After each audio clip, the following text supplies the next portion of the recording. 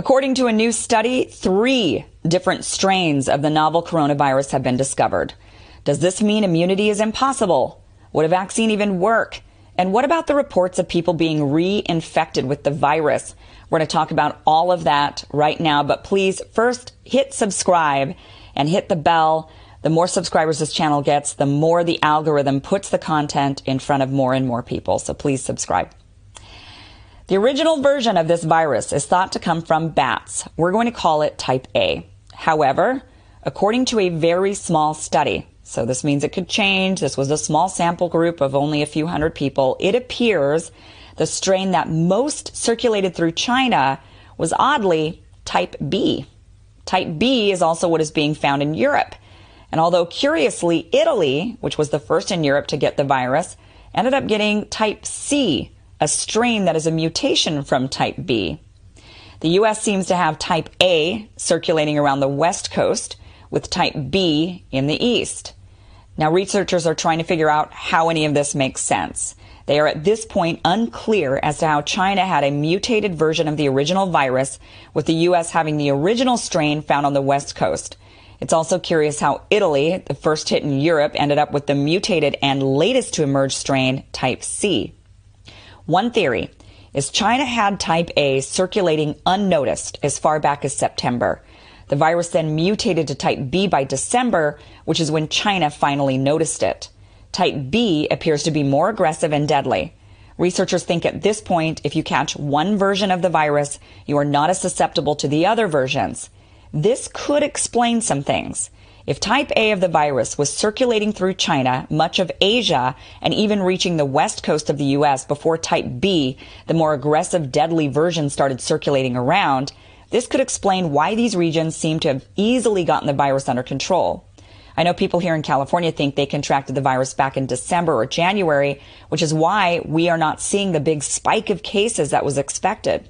This would make sense, given California has nearly 8,000 visitors from China per day.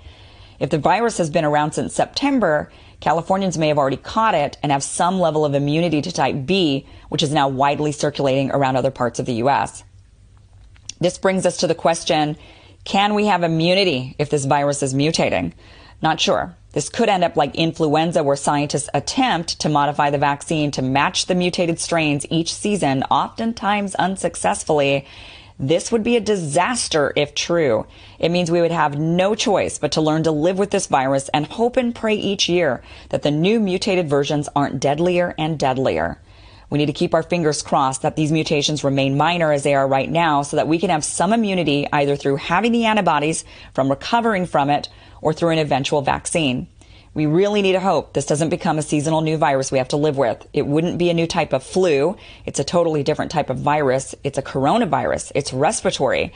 This would be a deadly common cold. Fingers crossed we can develop immunity and eradicate it instead. There are multiple reports coming out of South Korea and China that recovered patients are retesting positive for the new novel coronavirus. What is going on? Can we get this virus again after we've recovered? Not sure. Most of the scientists believe we cannot, and these cases are not reinfections, but what they call reactivations. Essentially, they think the patients didn't actually recover from the virus. It just seemed like they did. However, there have been multiple reports of the tests themselves being faulty to begin with, which opens up a whole other can of worms. The British government is seeking a refund for millions of coronavirus tests purchased from China, saying they are unreliable and result in false positives and false negatives. Spain and Turkey have reported the same issues and have backed out of their orders for the tests. There could be an innocent explanation as to why tests would be faulty at this stage. This virus hit the world so quickly that the push to make tests, treatments, and vaccines has been rushed. If this is the case and the tests are faulty, then we have to start questioning how well the testing and tracing strategy has actually worked throughout Asia. With faulty tests, how would they know who had the virus and who didn't? How would they know who to accurately quarantine? How would they know who to release back into the public? If these tests are as faulty as other nations are claiming, there is simply no way any nation in Asia was actually able to test and trace accurately. Meaning, the virus has not been as contained as anyone thought. Singapore recently found this out when they were touted as a testing and tracing success story, only to now be in a total lockdown after finding community spread that had gone undetected. So why aren't they seeing the vast number of deaths we are seeing in Europe and on the East Coast? Well, it goes back to that theory that the less deadly type A may have been circulating around throughout Asia and the West Coast, leaving these populations with immunities, thus largely unaffected. Obviously, the faulty tests pose a huge problem for us. Many in the U.S. and Europe are banking on the testing and tracing strategy for getting us back to our normal lives, which many of us are eager to do. But if the tests don't work and we end up with thousands of people cleared who are actually still infected, we just go right back to where we are right now, which is also where Singapore has ended up, sheltering in place indefinitely. This is all tough news, and it's unclear where this leaves us. Worst case scenario, there is no reliable test for testing and tracing, and the virus mutates too quickly for any of us to build up any immunity. Even waiting for a vaccine would be almost pointless, since whatever they create wouldn't work for the ever mutating virus. We just have to learn to live with the high risk of catching a deadly cold. Best case scenario, we can develop immunity after we catch it. Our antibodies help treat others who catch it. The test can be fixed, and we can attempt to test and trace the best we can until a vaccine is developed.